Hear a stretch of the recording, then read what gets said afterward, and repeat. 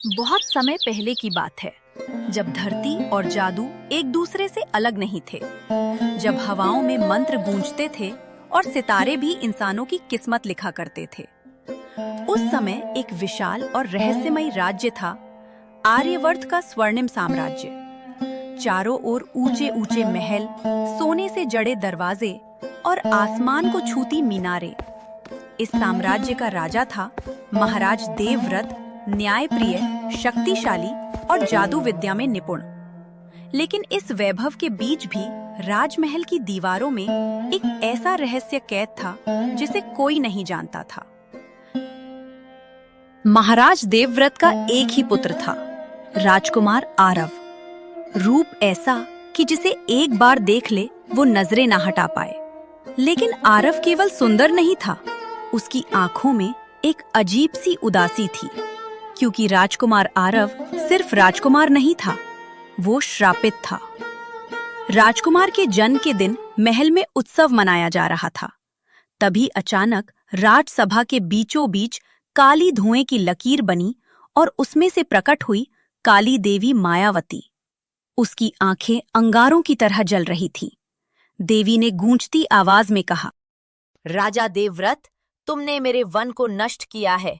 इस अपराध की सजा तुम्हारे वंश को मिलेगी। ये बालक अपने 25वें जन्मदिन की रात पत्थर में बदल जाएगा, अगर इससे पहले इसे सच्चा प्रेम नहीं मिला। ऐसा सुनकर पूरा महल कांप उठा। देवी हंसी और हवा में विलीन हो गई। फिर क्या था, राजमहल के सभी जादूगरों ने श्राप तोड़ने की कोशिश की, लेकिन कोई सफल नहीं हुआ।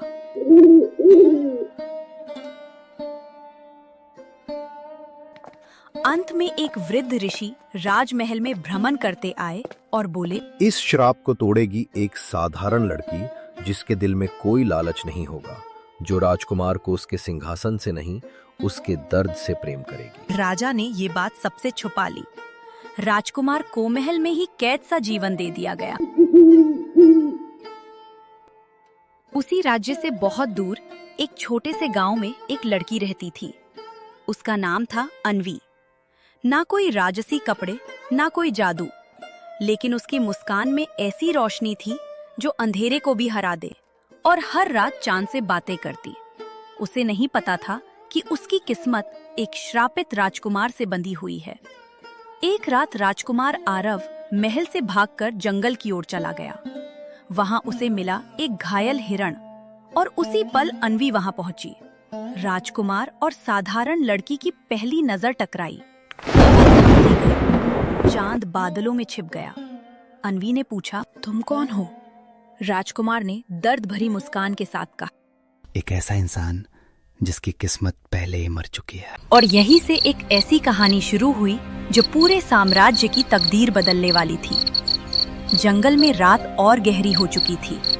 पेड़ों के बीच चांद की रोशनी ऐसे गिर रही थी जैसे कोई रहस्य धरती पर उतर आया हो। इतने में अन्वी राजकुमार की ओर देखती है और कहती है कि तुम घायल तो नहीं हो? जंगल सुरक्षित नहीं होता रात में। मेरे लिए तो पूरी दुनिया ही असुरक्षित है। अन्वी उसकी उदासी समझ नहीं पाई, पर दिल ने कुछ महसूस किया। अन्वी बोली, मैं अन्वी हूँ, पास के गांव में रहती हूँ। आरव ने पल भर सोचा और फिर कहा, मेरा नाम आरव है, मैं एक यात्री हूँ। वो झूठ बोल रहा था, पर सच बताने की हिम्मत उसमें नहीं थी, क्योंकि अगर अन्वी को पता चलता कि वो श्रापित राजकुमार है तो शायद वो भी डर जाती। दोनों एक चट्टान पर बैठ गए। ऊपर चांद पूरा गोल था। अन्वी मुस्कुराकर बोली, चांद मेरा सबसे अच्छा दोस्त है। तुम चांद से बातें करती हो? जब कोई सुनने वाला ना हो तो चांद जरूर सुनता है। ये सुनकर आरव की आंखें भर आईं, क्योंकि उसे भी पूरी जिंदगी कोई सुनने वाला नहीं मिला था। आरव ने पहली बार अपने दिल का बोझ हल्का किया। अगर कोई इंसान अपनी किस्मत से भागना चाहे तो क्या वो गलत है? अगर किस्मत दर्द दे तो उससे भागना नहीं, उसे बदलना चाहिए। आरव ने उसे देखा और पहली बार सोचा कि शायद श्राप टूट सकता है। उधर राजमहल में कोहराम मच चुका था। राजकुमार गायब था।